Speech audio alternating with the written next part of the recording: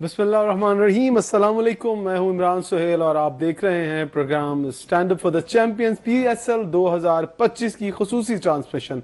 मेरे साथ इस शो में साथ देती हैं मेरी को होस्ट सिद्रा अफजल। सिद्रा अफजल, अस्सलाम वालेकुम, कैसी हैं आप? मैं ठीक हूँ, आप बताएं। अल्लाह का शुक्र आपके है। हालात अच्छे नहीं लग रहे।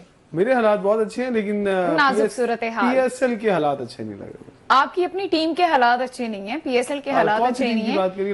पाकिस्तान की टीम की बात करी? नहीं नहीं, आपकी कराची किंग्स वाली कराची टीम किंग्स की बात कर कल रही जीत हूँ गई मैं। थी। कराची की कराची किंग कल जीत गई थी नाज़रीन, और क्योंकि कराची एक भी मैच जीतने से कुछ नहीं होता। 2 मैच जीत चुकी इस्लामाबाद है यूनाइटेड इस इवेंट के अंदर। Karachi king Islamabad United 3 match जीत चुकी है और आज जो होने वाला मैच है हम उसका जिक्र करते हैं कि आज जो मैच है वो पेशावर ज़ल्मी और मुल्तान सुल्तान के दरमियान खेला जा रहा है। मुल्तान सुल्तान की टीम और उनके ऑनर बड़े बड़े दावे कर रहे थे कि उनकी टीम फाइनल जीतेगी और पता नहीं क्या क्या कर जाएगी। PSL पे भी बड़ी तनकीद की उन्होंने। चले उस पर हम उनके साथ हैं, लेकिन इस परफॉर्मेंस पे शायद मैं उनके साथ ना हूं और शायद क्रिकेट शायद शायकीन भी उनके साथ ना। और स्टूडियो में मौजूद हमारे गेस्ट नदीम बसरा साहब, जो कि अपनी बड़ी एक्सपर्ट राय देते हैं, वो भी मुल्तान सुल्तान की इस परफॉर्मेंस से मुतमईन है। अस्सलाम वालेकुम बसरा साहब, क्या हाल है? वालेकुम सलाम इमरान साहब, आप ठीक हैं जी? सिद्रा आप ठीक हैं जी? अल्हम्दुलिल्लाह मैं ठीक हूँ, आप बताएं। अल्हम्दुलिल्लाह जी। क्या लगता है आपको कौन लेके जाएगा फतह का ताज? अच्छा देखिए, आज मुझे लगता है कि आज खवातीन का दिन था। हाँ, अगर हम बात शुरू करें वहीं से शुरू कर ले। थाईलैंड और चले वेस्ट वहीं इंडीज से के शुरू मैच कर की। लेते हैं जी। आज क्योंकि सिद्रा कोस्ट हैं, अब तो खवातीन का जिक्र बसरा साहब ने कहा पहले कर दे, तो हम बात कर लेते। फिर क्वालिफायर्स, ICC क्वालिफायर्स का आज आखिरी रोज था कदाफी स्टेडियम में। पाकिस्तान पहले ही क्वालिफाई कर चुका था, तो आज एक मौका था कि वेस्ट इंडीज की टीम 10.4 ओवर में अगर 167 रन का जो टारगेट था वो पूरा कर लेती तो वो क्वालिफाई कर जाती वर्ल्ड कप वुमेन्स का जो होने वाला है इसी साल 2025 का, जो कि भारत में खेला जाना है। और उसके लिए उन्होंने क्वालिफाई करना था। लेकिन बसर साहब, आपको बड़ी इंटरेस्टिंग सिचुएशन बताता चलूं कि 146 रन पर जो है वो आउट हुई, ऑल आउट हुई थाईलैंड की टीम। और उसके बाद जो टारगेट था वेस्ट इंडीज के लिए वो था कि उन्होंने 10.4 ओवर्स के अंदर मतलूबा हदफ पूरा करना था। लेकिन हुआ ये कि बड़ी हिम्मत की, बहुत हिम्मत की। मुझे आज शायद मैंने अपनी तारीख में इतना इंटरेस्टिंग मैच कभी नहीं देखा, खासतौर पर खवातीन का मैच। वेस्ट इंडीज की जो खिलाड़ी थी उन्होंने खूब जान मारी। काली आंधी याद आ गई, काली आंधी और विवन रिचर्डसन, गैरी सोबर्स, ये क्या क्या शॉट्स खेलते थे, बड़े बड़े छक्के मारते थे। इनकी याद आज उनकी प्लेयर्स ने दिलाई। और सिर्फ एक गलती होगी बसरा साहब, मैं वो टेक्निकल पॉइंट अपने नाज़रीन को भी बता दूं कि क्यों वेस्ट इंडीज की टीम, वुमेन टीम जो है वो क्वालिफाई नहीं कर सकी। उसकी सबसे बड़ी रीजन ये थी कि कैलकुलेशन का फर्क आ गया। जब लास्ट 2 बॉलों पर 10 रन चाहिए थे तो एक चौका और एक छक्का चाहिए था। लेकिन सिचुएशन ये थी कि अगर लास्ट 2 बॉलों पर पहले वो चौका मारती वेस्ट इंडीज की बैटर और फिर उसके बाद छक्का मारती तो वो क्वालिफाई कर जाती। हुआ ये कि सेकंड लास्ट बॉल के ऊपर वेस्ट इंडीज की जो प्लेयर थी उन्होंने छक्का मारकर 146 वाला जो टारगेट था उसे पूरा कर लिया। फिर बस चांस ही नहीं बचा कि वो का हिस्सा अबूर करते और वो क्वालिफाई कर जाते। 11वें ओवर में एक ये पोजीशन आई, तो जब छक्का लगा तो वो बहुत एक्साइटेड थी। मैच खत्म हो गया, हमें तो पता था कि यार ये क्या सिचुएशन हुई है, लेकिन वेस्ट इंडीज बैटर्स को नहीं पता था कि वो कितनी बड़ी गलती कर गई कि उन्होंने चौका मारना था, छक्का नहीं मारना था। सो स्ट्रेट पर उन्होंने शॉट मारा। तो उसके बाद जो मैंने मंजर देखे बसरा साहब, वो भी मैं आपको बताऊं, फिर आपकी तरफ आऊंगा, पूरी मंजर कशी कर दूं। पूरा पौना घंटा, 45 मिनट वेस्ट इंडीज की जो प्लेयर थी वो क्रीज पर बैठी रही, मुसलसल रोती रही और अफसुर्दा रही। बहुत सारे प्लेयर आए, कोचेज आए उनको समझाने के लिए ये क्रिकेट है, कुछ भी हो सकता है, लेकिन नहीं, वो नहीं उठी। उनके साथ जो बैटर थी वो भी नहीं उठी, मुसलसल रोती रही। और उसके बाद शायद पौना घंटा वहां लगा उनको, वहां से वो जो उनका अफसुर्दा दिल था, जिस तरह से उन्होंने मेहनत की। मैंने अपनी तारीख में 100 वुमेन क्रिकेट के अंदर खासतौर पर, शायद वैसे भी क्रिकेट में 10 ओवर में 170 रन के करीब बनाते हुए किसी को नहीं देखा। सो इतनी मेहनत के बाद जब आप हारते हैं तो फिर आपका दिल जब टूटता है कि आपने मेहनत भी की हो और फिर किस्मत आपका साथ ना दे, तो फिर ऐसा ग्राउंड में वही करते हैं जिन्होंने दिल से खेला हो। मैं फिर मेरे दोस्त बैठे थे, मैंने कह रहा था कि यार काश पाकिस्तान की क्रिकेट टीम को बड़ी एलसीडी के अंदर कज़ाफी स्टेडियम में बिठाकर ये मैच दिखाया, जो बताया जाए कि छक्के कैसे मारते हैं। बस साहब लिटरली स्टैंड्स के अंदर छक्के गए, 3 छक्के मैंने देखे जो स्टैंड्स के अंदर गिरे जाकर। तो ये थी आज की खवातीन की स्टोरी, जो कि एक ब्रेव जो लड़कियां थी उन्होंने आज खेल कर दिखाया। क्या कहेंगे बसरा साहब? देखिए इमरान साहब, कोई शक नहीं, मैं उनका भी स्कोर कार्ड देख रहा था, और तारीखदान जो होता है ना वो बड़ा बेरहम होता है। तारीख हमेशा बहादुरों को, और बहादुर जो कौमें हैं या बहादुर सपूत हैं या सपुत्री है, खातून या मर्द, उसको याद रखते हैं। लेकिन आज किस्मत ने बहादुर का साथ नहीं दिया। नहीं, देखें, जब आप इसकी तारीख जब भी लिखी जाएगी तो तारीख के कोई भी वर्क जब आप पलटेंगे तो इनकी बहादुरी ये याद आएगी। ये इम्पॉसिबल था, इंतहाई नामुमकिन था, वो वहां तक गए। मेरा ख्याल है कि उनका वहां पे बैठना इस चीज की गम्माजी कर रहा था कि वो टारगेट अचीव करना चाहते थे और कर रहे थे, लेकिन अनफॉर्चुनेट फिर वो होता है कि रिजल्ट जो है ना वो मैटर करता है। अब जो उनके जितने भी बैटर्स थे, ये जो पहले हैली है, उन्होंने देखे 70 रन किए 29 बालों पे, और उसके बाद जो है उनके जो हेनरी है 48 किए 17 बॉलों पे। फिर इसी तरह सारे जो उनके जितने भी बैटर हैं, किसी जगह पे भी मैं खुद जब देख रहा था उसको, मुझे ये नहीं लग रहा था कि ये खातून है। मुझे लग रहा था ये जंग हो रही है, ये क्रिकेट की जंग हो रही है, और खवातीन अपना शेर मांग रही मुझे है। लगा ही नहीं वहां खवातीन के छक्के थे, कसम से मुझे यही लगा कि वो कोई मर्द खिलाड़ी और बड़े आप मर्द खिलाड़ियों के साथ तो कंपेयर मत करें, ये आपकी बड़ी मेहरबानी होगी। मर्द खिलाड़ी जो कर रहे हैं वो हम सबके सामने है। और बस साहब मुझे ये बताएं कि आज जो अभी हमारी कथा कलामी माफ में ठीक है, अशरफ चौधरी साहब को भी अपनी इस ट्रांसमिशन में शामिल कर लो। अस्सलाम वालेकुम चौधरी साहब। वालेकुम अस्सलाम, क्या हाल है? ठीक है, शुक्र है, अल्लाह का शुक्र है। आपको भी सलाम मेरा। वालेकुम और सलाम। बसरा साहब भी कैसे हैं हमारे आप? साथ स्टूडियो में मौजूद अस्सलाम हैं। वालेकुम चौधरी साहब। वालेकुम अस्सलाम बसर साहब, welcome to cricket show. Sir thank you very much. बिल्कुल जी, आज अच्छा, हमने सबसे पहले आप हम- दोनों को एक जगह हम इकट्ठा कर किसी दिया। और सवाल की जानी बढ़े। एक बड़ा अच्छा मुझे लगता है कि ये क्वेश्चन मुझे करना चाहिए, क्योंकि हमारे सीनियर्स जो हैं वो हमारे साथ हैं। आज हमने वुमेन क्रिकेट टीम को भी देखा, और हमारे माशाल्लाह से शानदार खिलाड़ी जो मुल्तान सुल्तान का जिक्र कर देना। नहीं, मुल्तान सुल्तान के क्योंकि ओवरऑल जो हमारी क्रिकेट के ये मर्दे मैदान हैं उनकी बात करेंगे हाँ, हम। आप मुझे ये बताएं कि लड़कियों ने कमाल कर दिया, लड़कियों ने दिल जीत लिया है, और इन्हीं लड़कियों के बारे में बोला जाता है कि औरत ये काम नहीं कर सिन्फ़े सकती। नाजुक ये नहीं कर सकती। हाँ, ये लड़की नहीं कर सकती, लड़की को ये जेब नहीं देता, लड़की को ये काम करना नहीं चाहिए। बसरा साहब ये बता चुके हैं। लड़की तो के चौधरी बस साहब में से नहीं है। चौधरी साहब, आज आप यकीनन आपकी नजर आखिरी क्वालिफायर मैच पर पड़ी होगी, और जो इंटरेस्टिंग सिचुएशन रही, वो स्टैट्स बड़े अच्छे तरीके से आप समझते हैं और आप बताते भी हैं। आपने कभी अपनी तारीख में ऐसा मैच देखा है कि 10 ओवर में 170 रन बनाने हो और खवातीन की टीम ने बनाने हो, और वो ऑलमोस्ट कर दिखाए? देखिए जी, ये तो बड़ा मुश्किल, बहुत ही मुश्किल है, लेकिन जब एक चीज का हदफ मिल जाता है तो फिर कोई भी टीम हो, चाहे वो मर्दों की टीम हो चाहे वो खवातीन की टीम हो, तो उसको वो फिर हदफ मिलता है तो फिर उसकी जानिब एक मरतबा उसे हासिल करने की जरूर कोशिश करते हैं। किसी भी सूरत में, चाहे वो टेस्ट क्रिकेट हो, चाहे वो वनडे फॉर्मेट का क्रिकेट हो, T20 फॉर्मेट का क्रिकेट हो, तो इसी तरह वेस्ट इंडीज टीम ने ये करने की कोशिश की।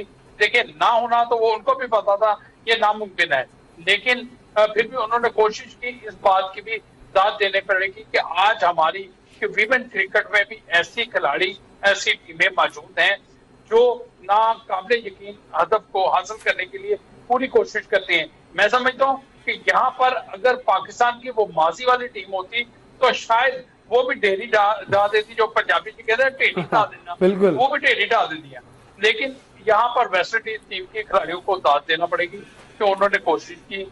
लेकिन ओवरऑल वैसे अगर पाकिस्तान टीम की बात करूं तो पाकिस्तान वीमेन क्रिकेट टीम ये कोई पहली मरतबा वर्ल्ड कप में बराह रास्त या क्वालिफाई करके नहीं गई, ये चौथे से 5वां मरतबा है कि क्वालिफाई करके जाना को क्वालिफाइंग राउंड खेलकर ही वर्ल्ड कप तक रसाई हासिल होती है। लेकिन यहाँ पर जो मुश्किल खड़ी हो गई है वो इंडिया के लिए खड़ी हो गई है। वो इंडिया के लिए क्या मुश्किल खड़ी हो गई है पहले तो इंडिया ये सोच रहा था कि पाकिस्तान वीमेन टीम जो है क्वालिफाई नहीं कर पाएगी, बस्ती पे गिरी हुई है, तो वो किसी तरह क्वालिफाई नहीं करेगी, और जो वर्ल्ड कप उनके अपने देश में हो रहे हैं तो वो एक ही जगह पर करना पड़ेगा। अब भारत को क्योंकि पाकिस्तान के मैचेस न्यूट्रल वेन्यू, वो चाहे श्रीलंका हो चाहे बांग्लादेश हो, वहां पर वो कराएगा। उसके लिए उसको जो लॉजिस्टिक मसाइल है ना, उसका सामना होगा। टीमों को बांग्लादेश या श्रीलंका ले जाना, दुबई का भी सोचा जा रहा है, दुबई में सोचा जा रहा है, खिलाना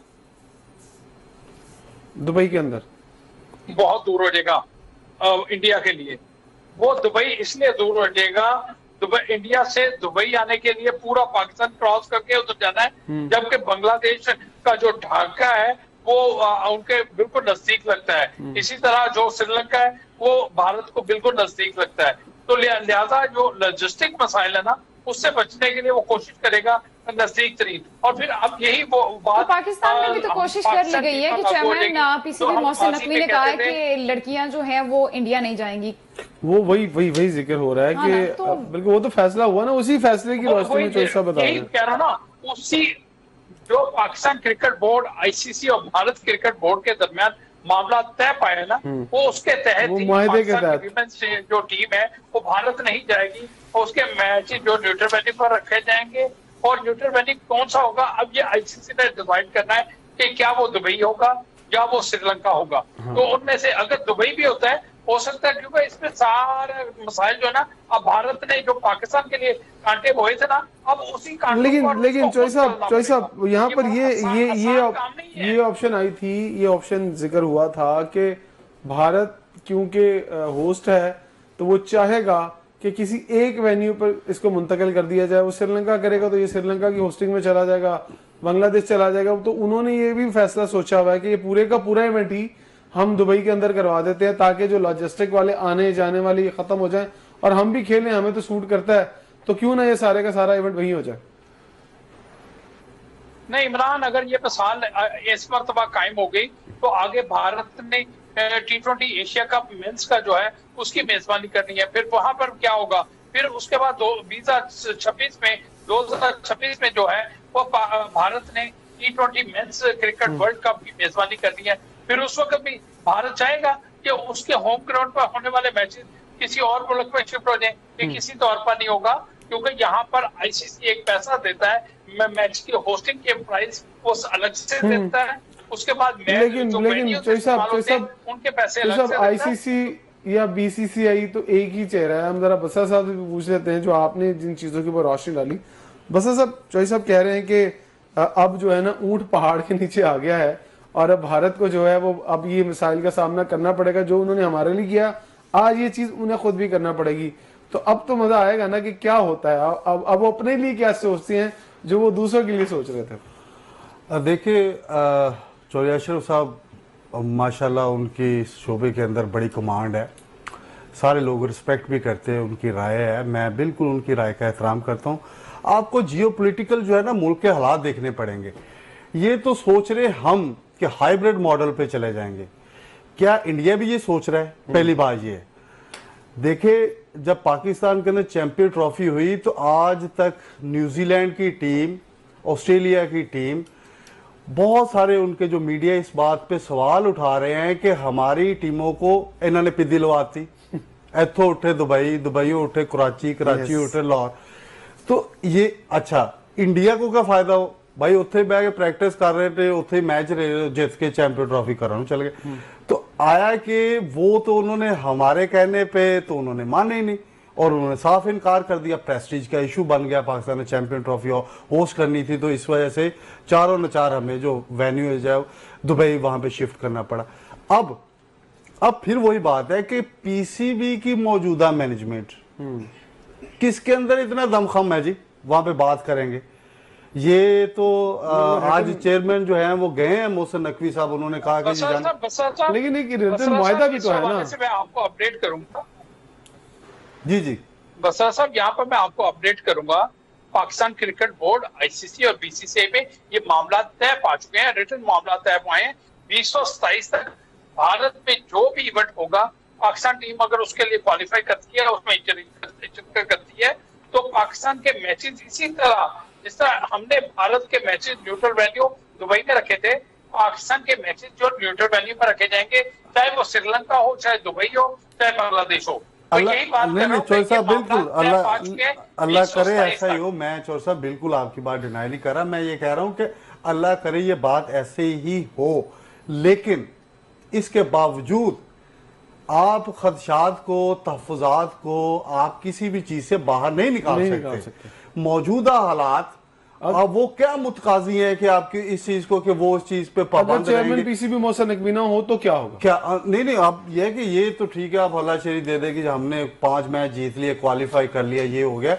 क्या भारत भी ये चाहेगा? क्या वो ऐसी आईसीसी के अंदर बीसीसीआई वो कोई उनके अंदर इमरान ने भी कहा कि उसके अंदर कोई फर्क ही नहीं है, क्या वैसे ही होगा जो पाकिस्तान सोच रहा है? मेरा सवाल ये है कि ऐसा मुमकिन नहीं होगा।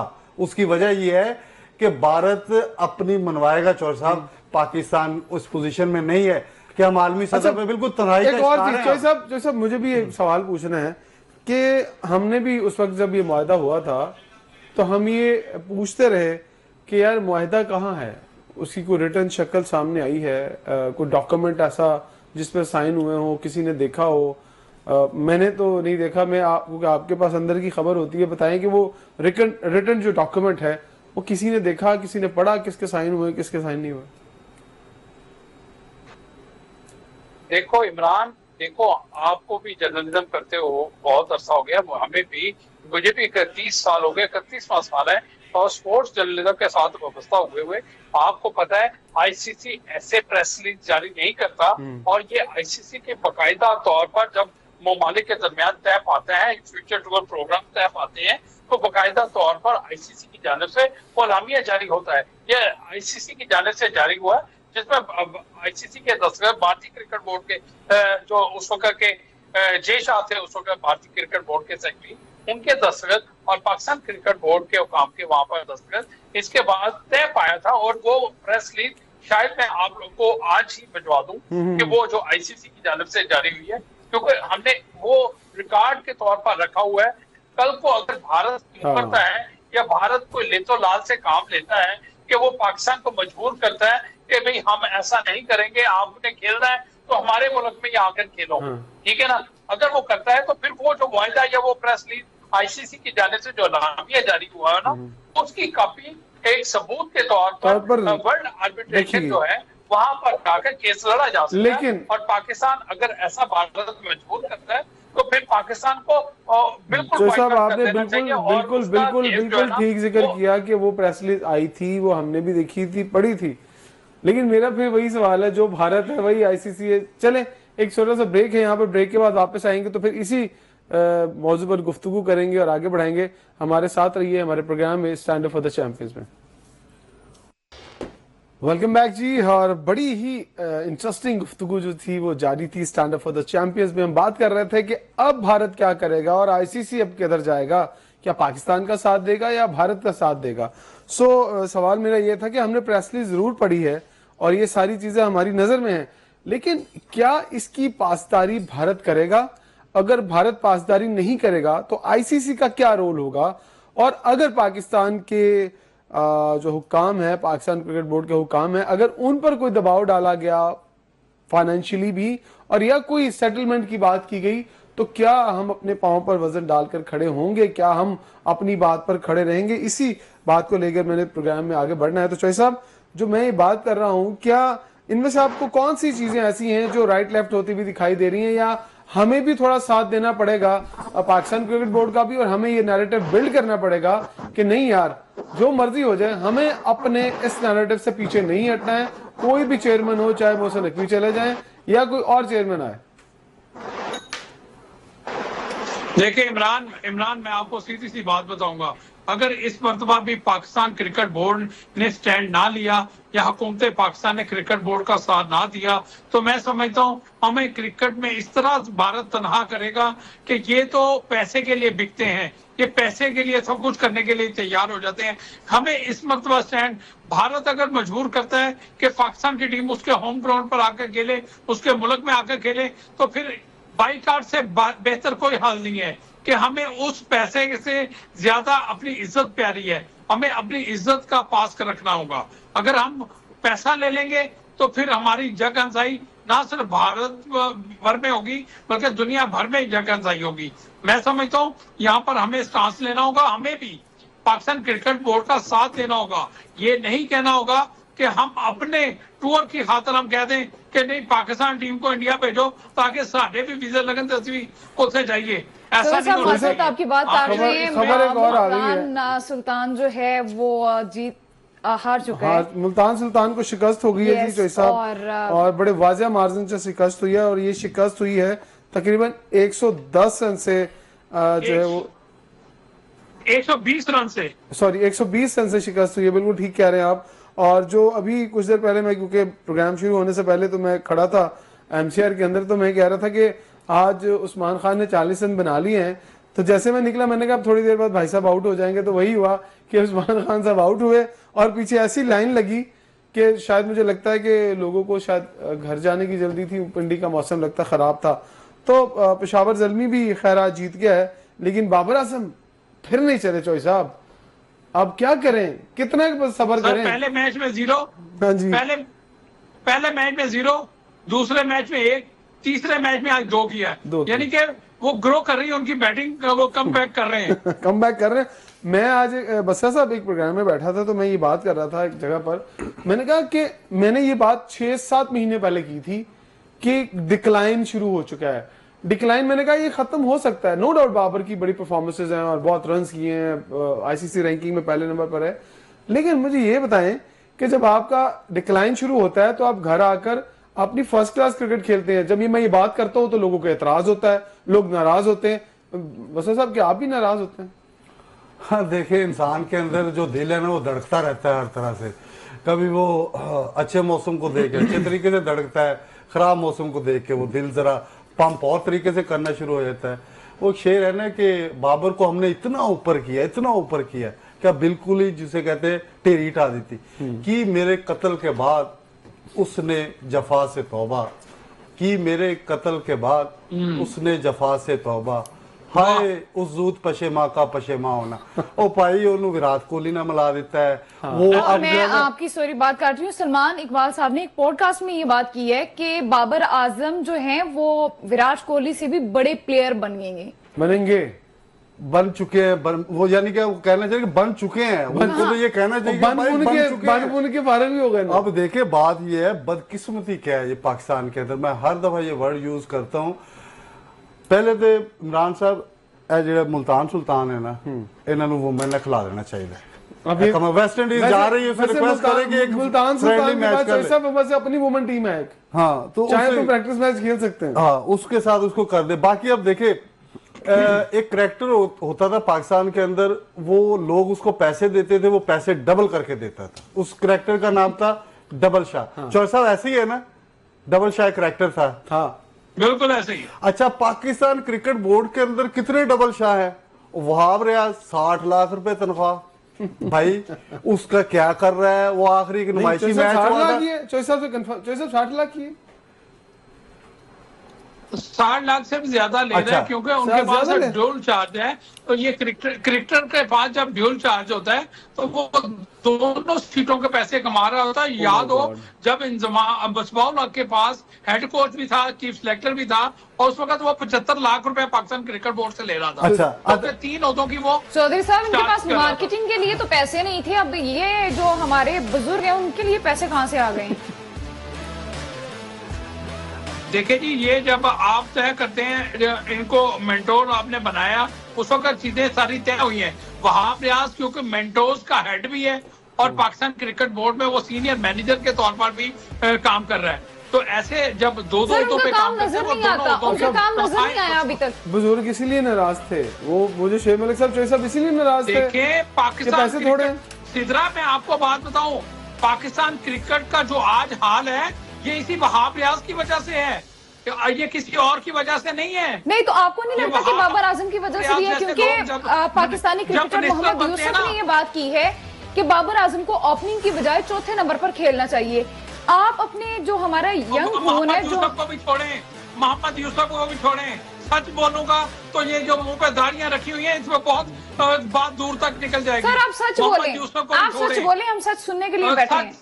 नहीं। सच सबको नजर आता है। नहीं, पता है जब सबको। आप कभी-कभी कुछ देखते चीजों- हैं, कभी आप बैटिंग कोच बनते हैं, कभी आप नेशनल अकेडमी के हेड कोच बनते हैं, कभी आप कहते सिलेक्शन कमेटी का बनते हैं और कहते हैं कि जो मैंने टीवी शोज भी नहीं छोड़ने, और दूसरे अगर कहें तो हर पैसे के अलावा इनके मुंह से कहते हैं ना हम तो अल्लाह अल्लाह जपना चाहिए, ये तो पैसा पैसा करते हैं। मैं किस क्रिकेटर का नाम लूं? ये तो सब पैसे का पुजारी है। आज का क्रिकेटर ग्रीडी है, पैसे का लालची, सिर्फ पैसा दिखाओ, किसी से बात करो। देखो अच्छा चौधरी साहब और डॉक्टर साहब, मेरा एक सवाल आप दोनों से है। बाबर आजम अपनी जिद नहीं छोड़ रहा। बात कंप्लीट हो सिद्रा मेरी एक बात मुकम्मल होने दे। सिद्रा मेरी एक बात जी, मुकम्मल होने दे। करें कंप्लीट करें। वो क्या, मैं एक जिस तरह बसरा साहब ने एक शेर पढ़ा ना, मैं भी एक शेर पढ़ के आपको सुनाता हूँ और उस शेर का आगे मतलब भी बताऊंगा। जी, वो इरशाद। कहते हैं जिसकी जवानी के लिए दुआएं मांगी उम्र भर, उसी ने पर्दा कर लिया जवां होकर। मैं आपको एक बात बताता हूँ, ये जो क्रिकेटर है ना, ये हमने इनको खुद 30 साल मेरी सहाफत हो गई है। हमने जब इनका इंटरनेशनल कैरियर हमने आगाज किया, हमने सुर्खियां लगाई, हमने एक ये खबर के लिए हमारे पास आते थे, और जब ये क्रिकेटर बन के आज हम ही से पैसा तलब कर रहे हैं। कहते हैं जी, ये पैसा असल दो, बात है, यही असल बात है। बड़े चैनल से बैठांगे और फिर फोन भी करवाते हैं, कहते हैं यार जरा चॉइस साहब लोगों को थोड़े से खर्चा ला दें तो फिर ऐसी प्रोग्राम भी कर लांगे, तो इंटरव्यू भी दे देंगे। ऐसे ही है चॉइस। देखो ਅੱਜ ਅਸੀਂ ਇਹਨਾਂ ਨੂੰ ਅਗਰ ਉਸ ਵਕਤ ਇਹਨਾਂ ਦੀ ਕਾਰਕਰਦਗੀ ਅਸੀਂ ਇਆਂ ਕਰਦੇ ਕਿ ਇਹਦੇ ਫੇਲਿਅਰ ਨੇ, ਇਹ ਤੇ फेल हो चुके ने, लेकिन ਅਸੀਂ नहीं किया। मगर आज इमरान इन लोगों का चेहरा अगर दिखाऊं ना मैं आप लोगों को, मेरे पास ऐसे ऐसे मैसेज हैं, मैं आप कहेंगे तौबा तौबा कर बैठे कि ये सिर्फ ग्रीडी पैसे के लालची लोग हैं। पैसा इनको दो, यही वजह है ना। हमें प्रमोट किया। शायद अफरीदी साहब से सवाल किया गया कि आप चेयरमैनशिप के लिए इंटरेस्टेड हैं, तो उन्होंने कहा है कि मैं बिल्कुल भी इंटरेस्टेड नहीं हूँ। अब सारे ग्रेडी हैं, तो शायद अफरीदी ने क्यों ये बात बोल दी कि वो इंटरेस्टेड ही नहीं है? आपको अंदर वाली बात नहीं, मेरी बात सुने, तो मुझे अंदर वाली बात मेरी बात सुने। इसमें भी शायद अफरीदी क्यों चेयरमैन पीसीबी नहीं बनना चाहता, वो इसलिए कि सारा गंद सारा इल्जाम उसी पे आना है। तो और इस वक्त तो उसका अपना दामाद इंटरनेशनल क्रिकेट खेल रहा है, टीम का हिस्सा है। सर आप उनके दामाद को कितने नंबर देंगे? टीम का हिस्सा है। उनके दामाद को कितने नंबर देंगे आप? नंबर बाद में दे लेते हैं। और मैं इस डूबती हुई कश्ती में कोई भी बैठना नहीं चाहेगा। शाहिद खान अफरीदी की डूबती हुई कश्ती में बैठे। सो ब्रेक के बाद वापस आते हैं और अपनी प्रोग्राम को यहीं से शुरू करते हैं। छोटा सा ब्रेक है जी। Welcome back stand up for the champions transmission में। और गुफ्तगू जो है वो कोई और ही रुख जो है वो इख्तियार कर चुकी है, क्योंकि जिस तरह की पाकिस्तान टीम की परफॉर्मेंस रही, फिर पीएसएल के अंदर परफॉर्मेंस, फिर उसके बाद इंडिया का इशू, बहुत सारी चीज़ें जो है वो डिस्कस हो रही हैं। बस साहब पहला सवाल मैं आपसे ही करूंगा ब्रेक के बाद। ये बताइएगा कि जिस तरह आज वेस्ट इंडीज़ की वुमेन्स टीम ने 10 ओवर के अंदर 170 रन बनाए हैं, और मैं क्योंकि स्टेडियम में मौजूद था, मुझे अच्छी तरह याद है कि जो चैंपियंस ट्रॉफी के अंदर पिचेस बनी थी उसमें जो रन्स के अंबार लगे थे, 300, 350, 300, 400 के करीब रन बन रहे थे। तो पीएसएल का तो मुझे लगता है असल जो शक्ल है, जो असल आगाज है वो लाहौर से ही होगा। अगर आज 170 10 ओवर में हो रहा है, तो ये तो मुझे लग रहा है कि अगर T20 जब यहाँ पीएसएल आएगा तो फिर तो रन्स 300 के करीब, 350 के करीब जाएंगे। बहुत सीधे पिचेस है। अच्छा देखिए, आप मैंने आपके प्रोग्राम में कहा था कि कौम, उम्मीद और इंतज़ार, ये 2 वर्ड्स हैं। अब आप कराची से उठेंगे, आ जाएंगे लाहौर के अंदर। पहले कराची वालों को नहीं छोड़ते कि भाई आप क्यों नहीं निकलते, आप बाहर क्यों नहीं आते, ग्राउंड में आके लोगों को सपोर्ट क्यों नहीं करते। यहाँ आप 300 का फिगर दे रहे हैं कि 300 का लगेगा, यहाँ पे चौके छिक्के लगे। भाई एक टीम तो अगर 220, 25, 30 करती है, दूसरी तो 100, 110 के अंदर आउट हो जाती है। प्लेस तो वही रहने हैं। कराची के क्या हवा में नमी है कि उनके जो जिस्म है वो नमनस होगी उनके अंदर। लाहौर आएंगे तो ड्राई एरिया हो जाएगा उनके अंदर। पिचेस का तो डिफरेंस है, वेदर का भी डिफरेंस है। प्लेस तो देखे इमरान साहब, क्रिकेट तो इन्हीं लोगों ने खेलनी है ना, यही लोग हैं बैठे हुए, यही लोग ग्राउंड के अंदर आते हैं। कोई नए लोग ऊपर से उतर के तो नहीं पैराशूटर्स आ जाएंगे कि आपको जो है वो किसी जगह से मदद मिल जाएगी। वो तो एक आप इल्जाम है, फिर इल्जाम तो नहीं, लेकिन आप अपनी एक असेसमेंट है कि यहाँ पे कर देंगे। क्रिकेट इसी तरह होनी है। नहीं तो आप इनको वेस्ट इंडीज की टीम से भी गैप वगैरह समझते हैं? नहीं, अभी तो वेस्ट इंडीज को लोग पाकिस्तान से बहुत ऊपर समझ रहे हैं, ये तो कंपैरिजन नहीं कर रहे। आज की मैच की बात करो, जिस तरह की पिचेस आज वो मैंने थाईलैंड समझ रहे हैं पाकिस्तानी टीम को, आप थाईलैंड समझे फिलहाल। चले आपस में तो खेल के अच्छा बसरा साहब, जब 200 रन होते हैं तो हमारे कप्तान है वो कहते हैं कि 200 रन ये तो बहुत मुश्किल हो गए, बड़ा प्रेशर हो गया, जबकि अगर हम अपने नेबर्स को देख लें तो वो 200 रन को कुछ भी नहीं समझते, ये लोग प्रेशर ले जाते हैं 200 रन का। मैं थोड़ा सा इस पे कमेंट कर दूं। वहां पर भी कल मैंने देखा है कि 14 ओवर का मैच था तो 95 थे, उससे पहले एक मैच था फिर 95 पे टीम आउट हो गई। तो ये वहां पे मुझे लगता है 36वां मैच था। प्रेशर नहीं लेते। अब जिस तरह से रिजवान का बयान आया कि 200 रन ये तो बहुत मुश्किल हो गया, तो ये सीन वहां पे नहीं होता। चौधरी साहब से पूछ रहे थे इसके बारे में। चौधरी साहब, पिचेस क्या बिहेव करेंगी लाहौर वाली? बस्सा साहब कह रहे हैं कि वही प्लेयर यहाँ आ रहे हैं। मैं यहाँ पे मैं थोड़ा सा सिद्रा का सवाल का जवाब दूंगा। देखें, आईपीएल की अगर आप बात करते हैं तो आईपीएल में बड़े बड़े रन बन रहे हैं, 250, पौने 300, 250 रन बन रहे हैं, लेकिन आज वहां की एक और खबर भी है कि वहां की एक फ्रेंचाइज ओनर पर लाइफ बैन लग गया है मैच फिक्सिंग पर। ये एक बड़ी खबर है कि आईपीएल में बेशक इतने बड़े, इसका मतलब मैच फिक्सिंग हो रही है, मंजर आम पर नहीं आ रही, इसीलिए लो स्कोरिंग मैचेस मंजर आम पर आ गई है, तो उनके एक ऑनर पर लाइफ बैन आज लगा है। देखें, और पाकिस्तान क्रिकेट में अगर 200-250 रन नहीं बन रहे तो खुदा का शुक्र है कि इसमें मैच फिक्सिंग नहीं हो रही है, और पाकिस्तान की सुपर लीग जो है वो इससे पाक है। तो हमें ये नहीं करना कि मैच फिक्स करके 200-250 रन बनाए फिर 250 रन से वो करवा भी दें। देखें, ये जो चीजें हैं ये फिक्सिंग की जानिब जाती हैं। तो लिहाजा मैं समझता हूँ कि पाकिस्तान सुपर लीग के मुकाबले आपको और सनसनीखेज मिल सकते हैं अगर पैराडाइज विकेट बनाए, क्योंकि जब तक लेकिन ये मिलेंगे कब? बोर्ड पर बड़े रन नहीं बनाएगा तो हरीफ टीम कभी भी अंडर प्रेशर नहीं होगी। तो ये 227 रन आज अगर पेशावर जल्मी ने बनाए तो मुल्तान सुल्तान उस प्रेशर में बिल्कुल वो प्रेशर को बर्दाश्त नहीं कर सकी और 120 रन के मार्जिन से आ रही है। जैसे लाहौर की पिचेस आप कैसे देख रहे हैं? अभी बस्सा साहब बता रहे हैं कि जी वो प्लेयर जो है वो वही प्लेयर यहाँ खेलेंगे, तो फर्क तो कोई नहीं होगा ना, वही सिचुएशन होगी। देखिए जी, इस वक्त लाहौर की जो ना दर्जा हरारत काफी बढ़ रहा है, तो दिन भर में जो टेम्परेचर होगा शाम के औकात में ये मैच होंगे, तो लिहाजा मैं समझता हूँ कि यहाँ पर बैटिंग पैराडाइज विकेट बनानी चाहिए।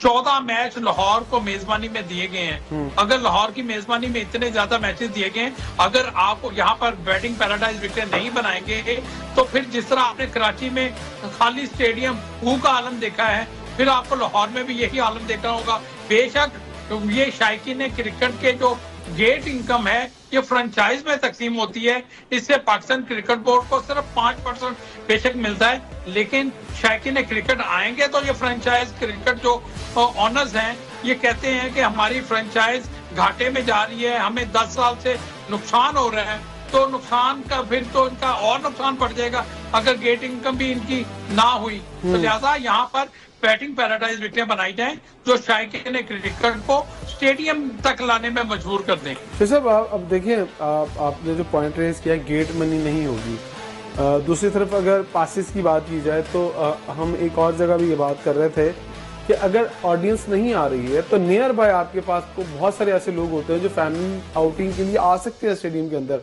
आप कुछ एक आधा गेट फ्री कर दें या पासिस डोनेट कर दें कहीं जाकर, ये आपने ऑनलाइन सेल के लिए रखे हैं। जिसने ये कॉन्ट्रैक्ट लिया है ओब्वियसली उसने कुछ फीस भी तो चार्ज की होगी ना, उसने भी कोई टेंडर भरा होगा, एक तो उसको भी लॉस है सॉरी।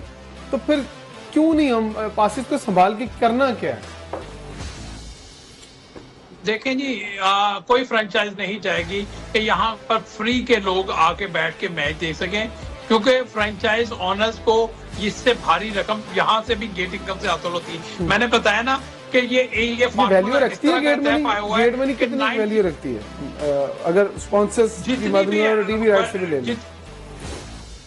इमरान, टीवी राइट्स तो पाकिस्तान क्रिकेट बोर्ड का काम है, वो टीवी राइट्स जो है ना वो किसी तौर पर फ्रेंचाइज को नहीं जाते। जब एंड होता है तो कैलकुलेटिवली ये डिसाइड होता है ना कि हाँ यार इस सीजन से इतने पैसे बचे और ये हम इसको डिवाइड करेंगे टोटली, वो तो लाजमी होता है। वो तो देखें हर जब PSL का सीजन खत्म होता है उसका ऑर्डर किया जाता है और ऑर्डर करके फिर जो भी बचता है वो उन फ्रेंचाइज में उनकी वैल्यू के हिसाब से तकसीम ठीक है, किया आपका जाता है। पॉइंट आ गया। यही बस तो साहब, आजकल आपका पॉइंट आ गया, क्योंकि वक्त हमारे साथ माजर के साथ बहुत कम है। बस साहब क्या कमेंट करेंगे, ये किस तरह अब लोगों को ला सकते हैं जल्दी से जरा? अब देखिए इमरान साहब, वैसे मैं बहुत सारी बातों पे इख्तलाफ कर सकता हूँ और इख्तलाफ करने का मेरा हक भी है। भाई आपकी ईंटी टेढ़ी लगी हुई है, आप सिर्फ इसी प्लेयर्स को पकड़ रहे हैं। अभी जो आपको जिन लोगों ने अमेरिका में जलील करवाया, आपको चैंपियन ट्रॉफी में जिन्होंने जलील करवाया, जो इतने लाखों रुपए कहाँ से लाए प्लेयर? भाई यहाँ प्लेयर मिलेंगे क्यों नहीं? इमरान खान कहाँ से प्लेयर लेके आया था? वो ऊपर से एलियन थोड़े आए थे। इतना हौसला हमें नहीं है भाई आप अंडर देखिए 19 के प्लेयर को चांस इमरान साहब, बात ये है, आप इस पे सीधे आप जो है ना खुले दिल से सोचे और खुले दिमाग से इस बात को महसूस करें कि आप जो ईंट टेढ़ी लगी हुई ना उसको दुरुस्त करें। चले जी, कोशिश करेंगे कि हम अपने अगले प्रोग्राम में जो टेढ़ी ईंट है इसको सीधा करने की कोशिश करें, या बताएं ये सीधी कैसे हो सकती है। जो आपने बात की कि इमरान खान साहब जब प्लेयर लेके आते थे तो वो आउट ऑफ द बॉक्स लेके आते थे, वो कोई कहीं से सर्च करके नहीं लाते थे, वो टैलेंट को चेक करते थे और उसको मौका दे देते थे। लेकिन बदकिस्मती से पाकिस्तान के अंदर ऐसा नहीं है। अभी भी ऐसे बहुत सारे अंडर 19 जो इंटरनेशनल खेल चुके वो प्लेयर हैं जिन्हें पिक ही नहीं किया गया, क्योंकि मैं समझता हूँ कि पाकिस्तान का सिस्टम ऐसा है PSL का कि यहाँ पर जैसे जो डोमेस्टिक की टीमें ट्रायल ले लेते हैं लेकिन टीमें पहले बनी होती हैं, और इस तरह PSL में भी यही चल रहा है कि आप ड्राफ्टिंग तो करा लेते हैं लेकिन पहले से जो फ्रेंचाइजीज हैं उन्होंने प्लेयर अपने पिक किए। तो नाज़रीन, कोशिश हमने की कि आज हम मिला जुला जो था आज पाकिस्तान क्रिकेट बोर्ड के हवाले से और इंटरनेशनल क्रिकेट के हवाले से गुफ्तगू करें, साथ PSL के हवाले से भी हमने गुफ्तगू की। उम्मीद करते हैं कि आपको प्रोग्राम पसंद आया होगा। अपनी राय जरूर दीजिएगा। अशरफ चौधरी साहब को, सिद्रा अफजल मेरी को होस्ट, और नदीम बसरा साहब का भी मैं शुक्रिया अदा करूंगा। अपना बहुत सारा ख्याल रखिएगा। आज तक और अब तक के लिए इतना ही। कल फिर मिलते हैं। अल्लाह हाफिज।